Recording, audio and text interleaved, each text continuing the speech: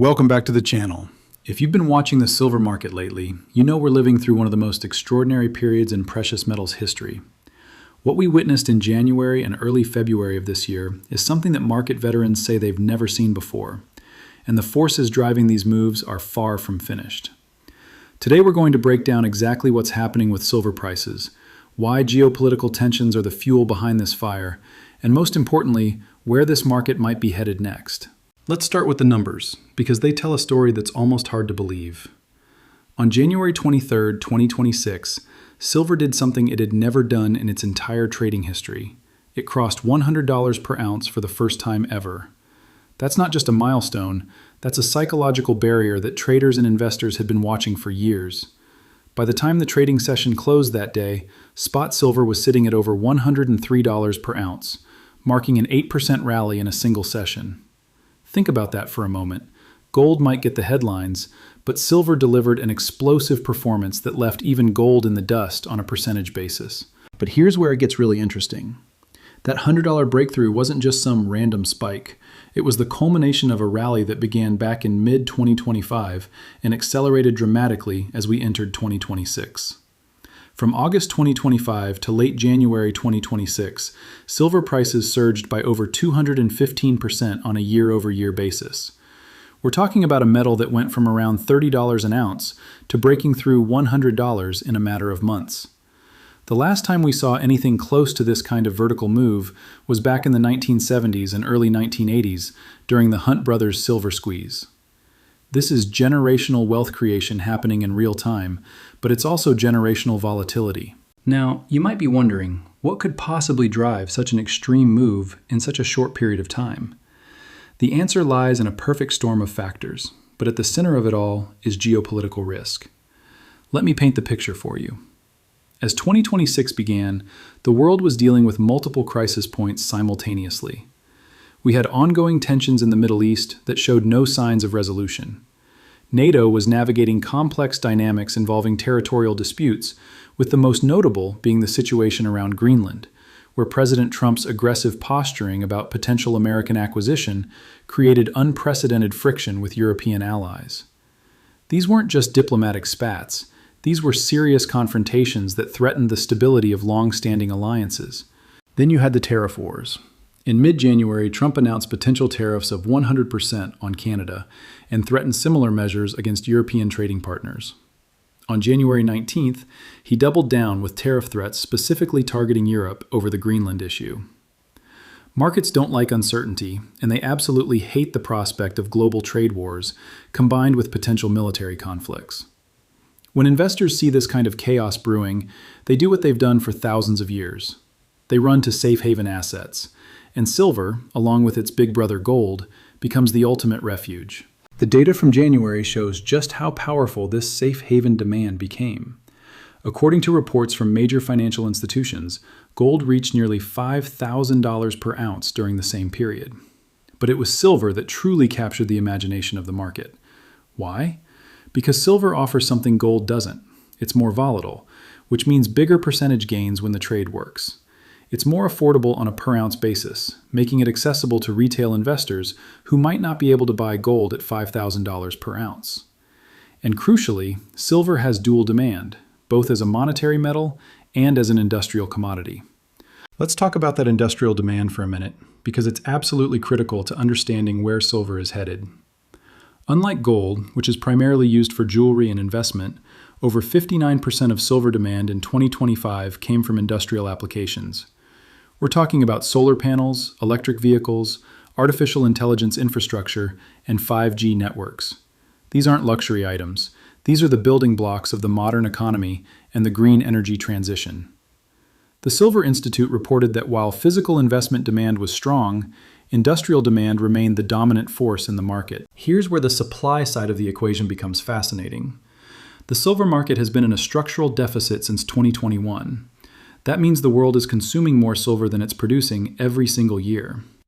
Visual Capitalist published data showing that from 2015 through 2025, the cumulative supply deficit has been widening, not narrowing. When you have declining supply, steady or growing industrial demand, and then you throw a massive wave of safe haven investment demand on top of it, you get the kind of explosive price action we saw in January. But let's address the elephant in the room. After reaching that historic $100 level, silver didn't just keep climbing forever. In fact, what happened next was one of the most brutal corrections in modern commodity history. Starting in late January and accelerating through early February, silver experienced a sell-off that can only be described as violent. By February 5th, silver had crashed over 40% from its peak, falling below $80 per ounce at one point. Some trading sessions saw declines of 15% or more in a single day. If you were holding silver on margin, you got absolutely destroyed. Margin calls forced automatic liquidations, which created a cascading effect of selling pressure. So what caused this crash? Was it the end of the bull market? Not necessarily. Multiple factors converged to trigger the sell-off. First, the US dollar staged a strong rebound. Silver is priced in dollars, so when the dollar strengthens, commodity prices typically fall. Second, there were some signs that immediate geopolitical tensions were easing slightly. Trump announced on January 14th that he had received assurances from Iran about halting executions of protesters, which temporarily reduced Middle East risk premiums. Third, and perhaps most importantly, the Federal Reserve picture became clearer. On February 4th, Trump nominated Kevin Warsh to replace Jerome Powell as Fed chairman, which markets interpreted as a sign of more hawkish monetary policy ahead. Higher interest rates make non-yielding assets like silver less attractive relative to bonds. But here's what's crucial to understand. The sell-off was largely technical in nature, driven by over-leveraged positions being unwound and profit-taking after a massive run-up. The fundamental drivers that pushed silver to $100 haven't disappeared. Geopolitical tensions are still simmering. The supply deficit is still real. Industrial demand isn't going away. What we witnessed was a healthy, albeit painful, correction that reset some of the speculative excess while the underlying bull market thesis remained intact. Now let's talk about what could happen next, because this is where it gets really interesting for anyone thinking about the silver market going forward. As of early February, silver is trading in the mid-80s to low 90s range, depending on the day. Technical analysts are identifying several key support levels that will determine the next major move. The $70 to $72 range represents major support from previous resistance that flipped after the breakout. The $50 to $60 zone is seen as critical long-term support. As long as silver holds above these levels, the bull market structure remains intact. On the upside, if silver can reclaim and hold above $95 to $100, that would signal that the correction is complete and the next leg higher is beginning. Some analysts are projecting that silver could test $120 later in 2026 if the conditions align. Others are more conservative, suggesting a trading range between $68 and $150 for the year. What's almost universally agreed upon is that silver is no longer a $30 metal. We've entered a new paradigm, and even the bears are talking about support levels that would have been considered resistance just a year ago. Let me share some specific forecasts that have been published recently. Citigroup upgraded its near-term silver target to $100 by March 2026, citing the combination of safe haven flows and industrial demand.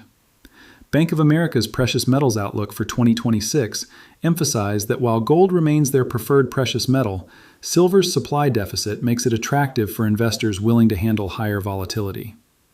UBS had projected silver reaching $42 by mid-2026 back in their earlier forecasts, but those targets now look laughably outdated, given we've already blown past $100.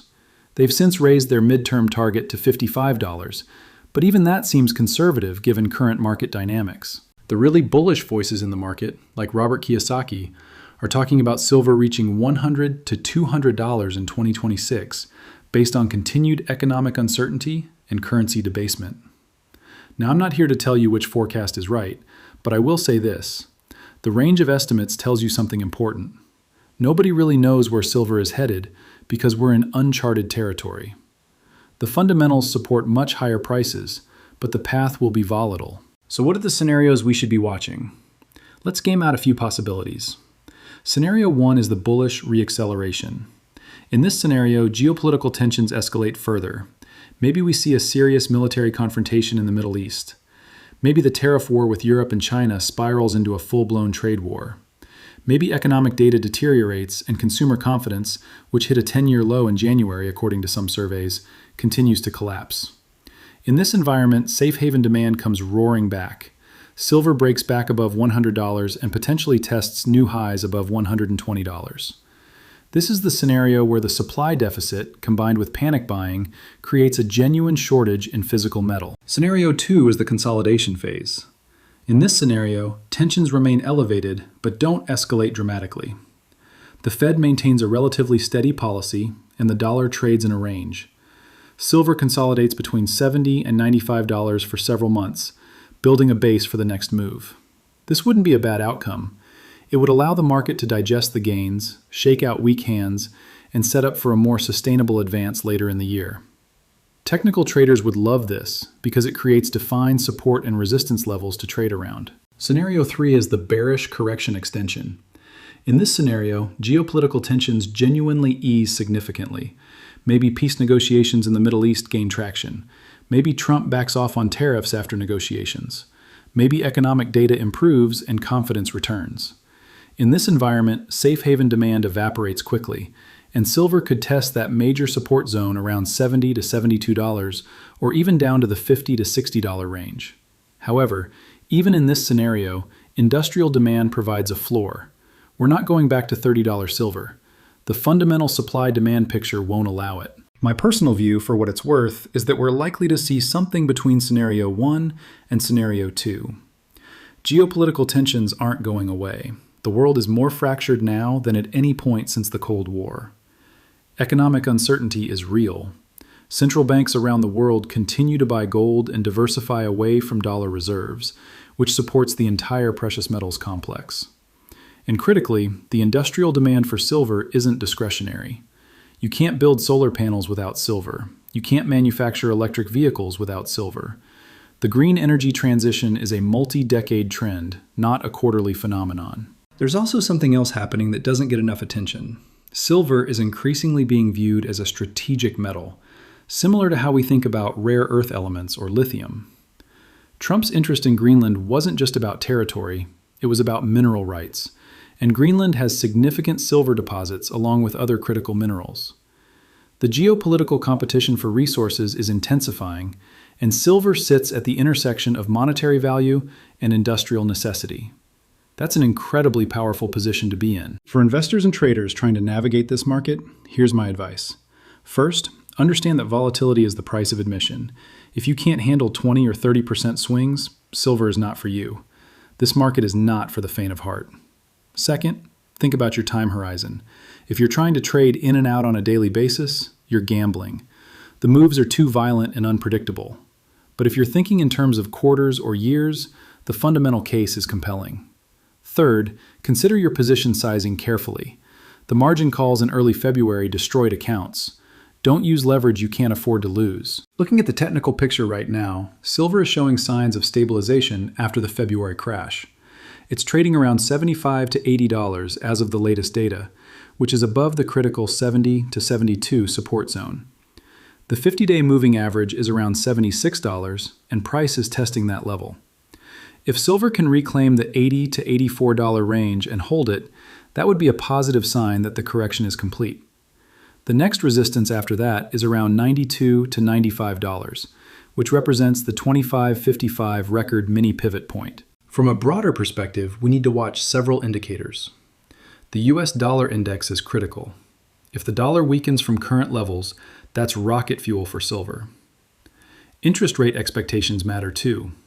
If the Fed signals that rate cuts are back on the table due to economic weakness, that's bullish for non-yielding assets.